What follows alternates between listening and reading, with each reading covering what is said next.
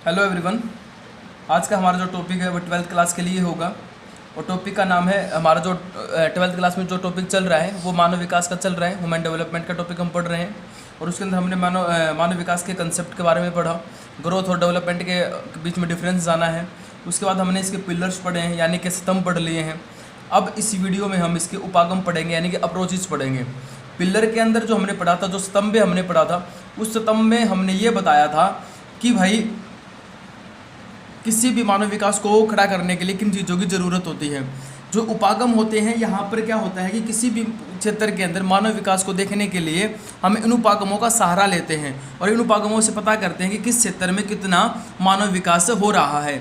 मैंने आप लोगों का टाइम बचाने के लिए पहले ही उपागमों को लिख दिया है ताकि आप लोग जो है उस टाइम थोड़ा सा कम हो जाए, ठीक है। और आप इसका स्क्रीनशॉट भी ले सकते हैं। चारों उपागम का नाम यहाँ पर रखा हुआ है, ठीक है, लिखा हुआ है इसके अंदर। अब शुरू करते हैं आय उपागम से। तो देखिए भाई, आय उपागम का मतलब क्या होता है यहाँ पर इनकम, ठीक है, यानी कि इनकम को हम देखते हैं। और इनकम का मतलब क्या होता है यहाँ पर, इनकम का मतलब हो गया आय, यानी कि जो कमा रहा है। तो इस उपागम में हम क्या देखते हैं, इस उपागम में हम किसी भी व्यक्ति की इनकम देखते हैं, उसकी आय देखते हैं। ये मानव विकास का सबसे पुराना तरीका है, ठीक है। मानव विकास मापने का सबसे पुराना तरीका है आय। मैंने पहले बताया था कि पहले जो मानव विकास मापा जाता था, किससे मापा जाता था, आय से मापा जाता था। जिसका जितना आय का स्तर जितना ऊंचा होगा उसका मानव विकास उतना ही ऊंचा होगा, और जिसका आय का स्तर जितना नीचा होगा उसका मानव विकास का जो स्तर उतना ही नीचा माना जाता है, ठीक है। इसमें क्या होता है, इसमें व्यक्ति की इनकम का बढ़ना, यानी कि जो उसकी आमदनी होती है ना, जो उसकी सैलरी होती है, उसके बढ़ने को ही क्या माना जाता है, मानव विकास माना जाता है भाई, ठीक है। इनकम बढ़ गई यानी कि उसका विकास हो रहा है, ठीक है। यहाँ पर जो इनकम है वो किसको दर्शा रही है, वो दर्शा रही है कि वो मनुष्य जो है कौन कौन सी सुविधाओं को भोग रहा है, ठीक है। और साथ में वो क्या कर रहा है, साथ में उसके पास कितनी स्वतंत्रताएं मौजूद हैं, ठीक है। इन चीजों को दर्शाता है आय उपागम, ठीक है। इनकम यानी कि आमदनी से पता चलता है। जितनी ज्यादा आमदनी, अगर अधिक आमदनी है तो मानव विकास ऊंचा स्तर माना जाता है, अगर आमदनी कम हो गई तो मानव विकास स्तर नीचा माना जाता है। और इसके अंदर देखा जाता है सुविधाएं और स्वतंत्रताएं जो उसके द्वारा भोगी जाती हैं, क्योंकि एक व्यक्ति अगर जितना ज़्यादा कमा रहा है उसके पास उतनी ज़्यादा सुख सुविधाएं आनी शुरू हो जाएंगी, और जिससे हम कह सकते हैं कि मनुष्य का क्या हो रहा है, विकास हो रहा है, ठीक है। समझ में आ गया होगा। आगे देखिए दूसरा, कल्याण उपागम। कल्याण उपागम नाम से स्पष्ट है भाई। कल्याण उपागम, कल्याण का मतलब क्या होता है, किसी का भला करना, ठीक है, कल्याण करना, भला करना। और इसके अंदर क्या होता है, इसमें ना किसी पर्टिकुलर मनुष्य का कोई हाथ नहीं होता, यानी कि यहाँ पर हम ये नहीं कहेंगे कि एक मनुष्य लगातार काम किए जा रहा है और वो अपने लिए कुछ ना कुछ ऐसी एक्टिविटी कर रहा है, नहीं, वो इसमें कोई प्रतिभागी नहीं है, वो इसमें प्रतिभागी नहीं है, बल्कि क्या है, सिर्फ और सिर्फ लाभार्थी है, लाभ लेने वाला, ठीक है। उसे तो बस फायदा होना है। और वो किस प्रकार, कल्याण उपागम के द्वारा। किस प्रकार कहेंगे हम, कि सरकार जो होती है ना किसी भी देश की, वो क्या करती है, वो कुछ कल्याणकारी योजनाएं लागू करती हैं, ठीक है। कल्याणकारी क्या करेगी, योजनाएं लागू की जाएंगी जिनका लाभ किसको होना है, जिनका लाभ उस क्षेत्र में रहने वाले प्रत्येक मनुष्य को होना है। और यहाँ पर मनुष्य को केंद्र में रख करके कल्याणकारी योजनाएं बनानी होती है। जैसे मान लीजिए स्वास्थ्य सुविधाएं शुरू कर रहा है, ठीक है, सरकार ने स्वास्थ्य सुविधा, यानी कि उसने कहा कि जो भी पिछड़ा हुआ क्षेत्र है ना उसके अंदर हम जो है हॉस्पिटल जो है वो बनाएंगे। तो इसका लाभ किसको हो रहा है, प्रत्येक मनुष्य को हो रहा है, ठीक है। इसमें मनुष्य ने क्या किया, कुछ नहीं किया, वो सिर्फ लाभ भोग रहा है, कोई प्रतिभागिता नहीं की है उसने। तो ये क्या है, ये कल्याणकारी योजनाएं होती हैं। जैसे गाँव के अंदर मान लो स्वच्छ पेयजल के लिए और पानी के लिए कोई इंतजाम किया जाता है, ठीक है, स्वच्छ पेयजल का इंतजाम कर दिया जाता है और उसका लाभ प्रत्येक मनुष्य को मिल रहा है। तो ये क्या है, कल्याणकारी योजनाएं हैं भाई, जिनके द्वारा मानव विकास को मापा जाता है कि किस देश के अंदर कितनी कल्याणकारी योजनाएं लागू कर रखी हैं, ताकि प्रत्येक व्यक्ति उनका लाभ उठा करके कम से कम अपना कुछ तो विकास कर पाए, ठीक है। लेकिन ये ध्यान में रखना, इसके अंदर ये सिर्फ लाभार्थी है, कोई प्रतिभागी नहीं है। अब बात करते हैं तीसरे की, आधारभूत आवश्यकता उपागम। आधारभूत का मतलब क्या होता है, कि बहुत जरूरी, ठीक है ना, आधार किसी चीज का, बेस।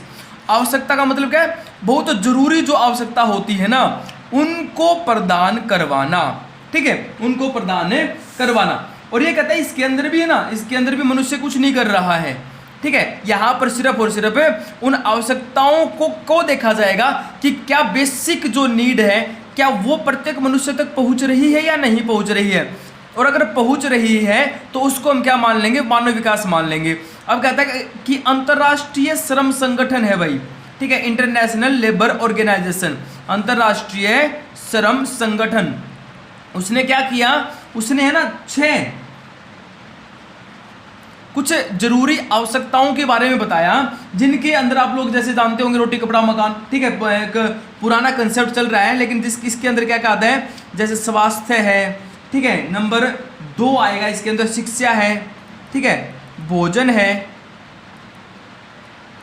उसके बाद नंबर 4 जलापूर्ति है, ठीक है, उसके बाद नंबर 5 पे स्वच्छता है, स्वच्छता यानी कि साफ सफाई, ठीक है, और नंबर 6 आ गया अपना आवास भाई, ठीक है। कहता है कि अगर मान लो किसी व्यक्ति के पास ये 6 आधारभूत आवश्यकताएं अगर है ना, तो वो क्या होगा, उसको हम क्या मान लेंगे कि हाँ उसका विकास हो रहा है, यानी कि वो विकास के स्तर पर है।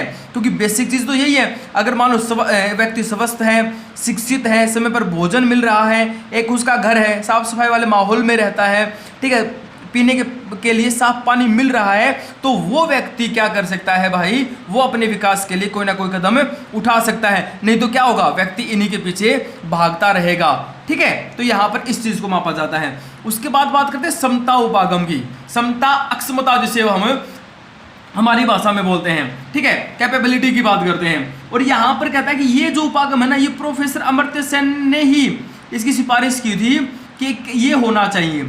और उन्होंने कहा भाई, प्रोफेसर अमर्त्य सेन ने बोला कि देखो भाई, जब तक किसी भी व्यक्ति की क्षमताओं का विकास नहीं किया जा सकता ना, जब तक उसकी क्षमताएं, उसके अंदर की जो कैपेसिटी है, उसका जो टैलेंट, उसको नहीं बढ़ाएंगे, तब तक वो व्यक्ति संसाधनों तक नहीं पहुंचेगा, ठीक है ना। इसका मतलब क्या है, इसने कहा कि जब तक प्यास नहीं बढ़ाएंगे ना किसी भी व्यक्ति की, तो वो कुएं तक नहीं जाएगा, ठीक है। अब ये तो है ना कि कुआं पैसे के पास जाएगा, जो पैसा होता है उसे खुद कुएं के पास जाना होता है, ठीक है। तो इन्होंने यही कहा कि क्षमताएं बढ़ाएं, टैलेंट बढ़ाएं, ठीक है, उसको इस लायक बनाएं कि उसके आसपास जो संसाधन पाया जाता है ना, वो उस संसाधन तक पहुंच जाए और उसका भली भांति प्रयोग कर सके। तो यहाँ पर उन्होंने किसके ऊपर जोर दिया, क्षमताओं के बढ़ाने पर जोर दिया भाई, ठीक है। और उन्होंने ये कहा कि क्षमताओं का निर्माण ही, इनका क्षमताओं का निर्माण ही क्या है, मानव विकास की कुंजी है, ठीक है ना, मानव विकास की कुंजी। कि अगर हमें मानव विकास करना है तो हमें क्या करना पड़ेगा, क्षमताओं का निर्माण करना पड़ेगा। और क्षमताओं का निर्माण के बारे में मैं आप लोगों को पहले स्तंभ के अंदर बता चुका हूं। उसे शिक्षित कीजिए, उसे इस लायक बनाइए, उसके अंदर टैलेंट पैदा कीजिए कि वो क्या कर सके, वो अपने आसपास पाए जाने वाले संसाधनों का आसानी से प्रयोग कर सके। तो ये थे अपने 4 उपागम, आय उपागम, कल्याण उपागम, आधारभूत आवश्यकता उपागम और क्षमता उपागम। उम्मीद करता हूं कि आप लोगों को समझ में आ गया होगा। एक बार वीडियो को ध्यान से देखिए, अपनी बुक में पढ़िए, और अगर फिर भी कोई दिक्कत आती है तो आप मुझसे इससे संबंधित बात कर सकते हैं। और कमेंट जरूर कीजिए ताकि मुझे ये पता चलता रहे कि इस वीडियो को देखने वाले कौन कौन है, उनको कितना समझ में आ रहा है, कौन पढ़ रहा है नहीं पढ़ रहा है। क्योंकि जब तक रिस्पॉन्स नहीं मिलता है तब तक ठीक ढंग से कार्य नहीं होता है। धन्यवाद।